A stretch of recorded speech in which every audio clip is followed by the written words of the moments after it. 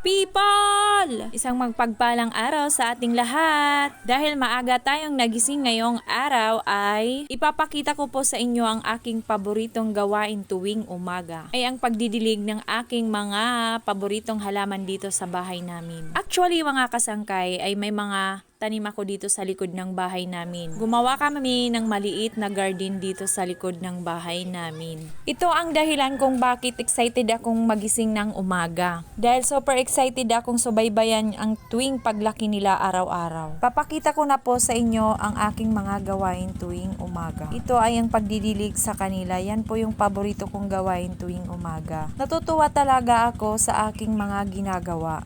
Yan ang pag-alaga ng mga tanim dito sa bahay. Ang mga tanim ko ay halo-halo lang yan. May mga bulaklak, may mga halaman, mga etc.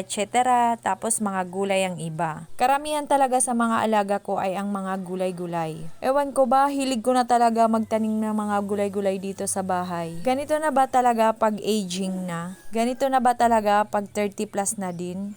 Char! Fast forward tayo mga day. Itutur ko po kayo sa aking mga tanim. Una, yan po yung mga bulaklak ko na daisy. Minana ko po yan sa aking namatay na nanay. Pangalawa naman, yan po yung tanglad. At yan po yung bell pepper, dahon ng sibuyas, ahos kung tawagin dito sa amin. At ito ang pangatlo, bell pepper pa din. At may dahon ng sibuyas. Yan po, yung bell pepper namin ay marami na pong bunga. Nakakatuwa talaga tingnan pag marami ng bunga ang inyong mga tanim. Sumunod naman, yan po yung okra namin. Tatlo po yan, 3 punong okra po yan. Yung bunga na yan is papahinugin ko kasi itatanim ko rin. At yan po yung kangkong ko na tanim ko. Bagong tanim lang po yan.